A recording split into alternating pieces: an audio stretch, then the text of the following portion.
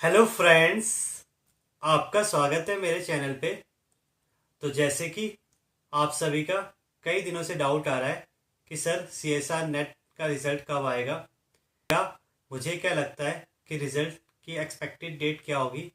तो आज इसी रिगार्डिंग मैं आपसे बात करने आया हूँ कि क्या मुझे लगता है और क्या मैंने प्रीवियस डेट एनालिसिस करके एक्सपेक्टेड डेट निकाली है, उसके बारे में हम बात करेंगे। तो चलिए शुरू करते हैं। पहले तो मैं अगर प्रीवियस रिजल्ट की बात करूं तो अगर आप देखेंगे 2020 में जो आपका पेपर हुआ था 26 नवंबर को केमिकल साइंस का, उसके बाद 29 दिसंबर को आपका जो नेट का स्कोर कार्ड था वो रिलीज़ हुआ था। मतलब रिजल्ट आपका जो था 29 दिसंबर को आया था। पर हाँ, जो फाइनल रिजल्ट था जिसमें आपको कट ऑफ पता चली थी, साथ में आपकी रैंक पता चली थी, वो आपका गेट के एग्ज़ाम से पहले आया था। तो आई थिंक वो 5 फरवरी को आया था। हाँ, 6 फेब को आपका पेपर था 2021 में।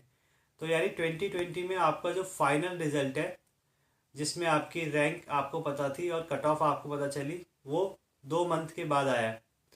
और अगर मैं 2019 की बात करूं तो 2019 में जो दिसंबर में पेपर हुआ था उसका रिजल्ट आपका जनवरी के करीब आया था।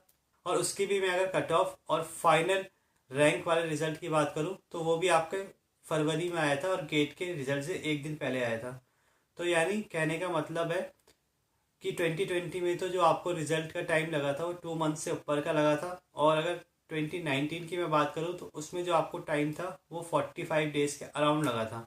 तो जनरली यानी जो आपका फाइनल रिजल्ट होता है जिसमें आपकी रैंक और साथ में आपको कट ऑफ पता चलती है, वो 45 डेज के अराउंड आ जाता है। पर इस बार क्या होगा और मुझे क्या लगता है वो मैं आपसे अब शेयर करता हूँ। तो मुझे लगता है अब की बार जो आपका रिजल्ट है वो थोड़ा पहले आ जाना चाहिए, और इसके 2 कारण हैं। एक तो ये कि आपको जैसे कि पता है CSR ने ट्वीट किया था कि इस बार जो आपका एग्ज़ाम है वो 3 टाइम्स होगा ईयर में। तो यानी जो आपका सेकंड एग्ज़ाम होना है वो कहीं ना कहीं जून या जुलाई के टाइम पे होना है।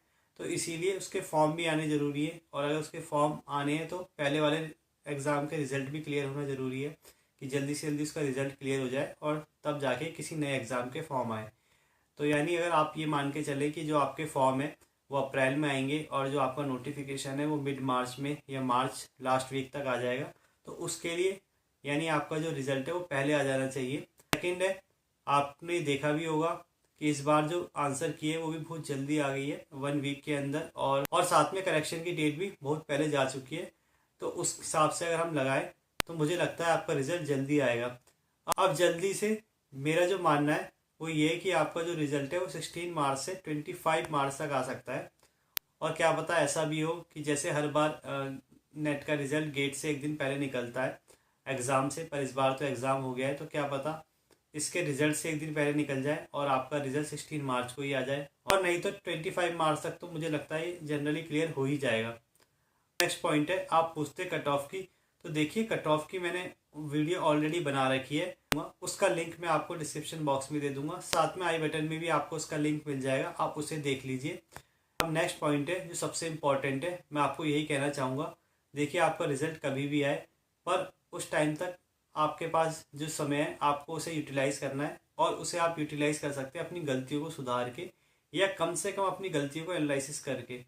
मतलब आप इतना तो देखें कि आपने क्या गलतियाँ की थी, क्या चीज़ें जो आपको सुधारनी है, क्या आपकी स्ट्रेटेजी होनी चाहिए। मतलब आप जब तक आपका रिजल्ट नहीं आया था इन सब चीज़ों में तो कम से कम काम करें।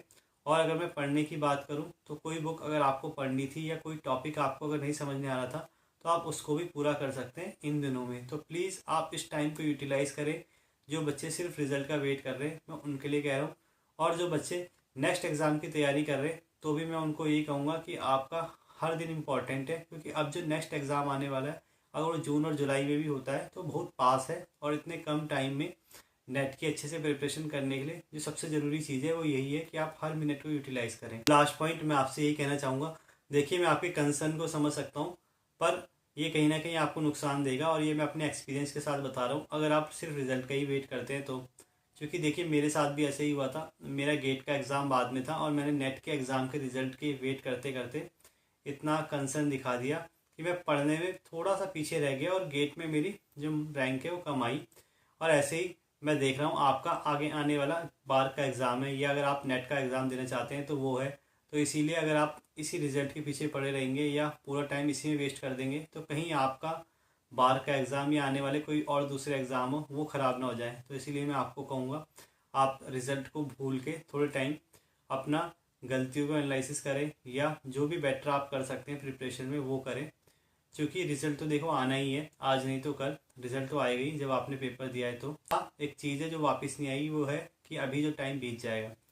तो आई होप आपको ये वीडियो पसंद आई होगी, और आगे भी ऐसी इन्फॉर्मेटिव वीडियो देखने के लिए वीडियो को लाइक करें, शेयर करें और चैनल को सब्सक्राइब करें। Thank you.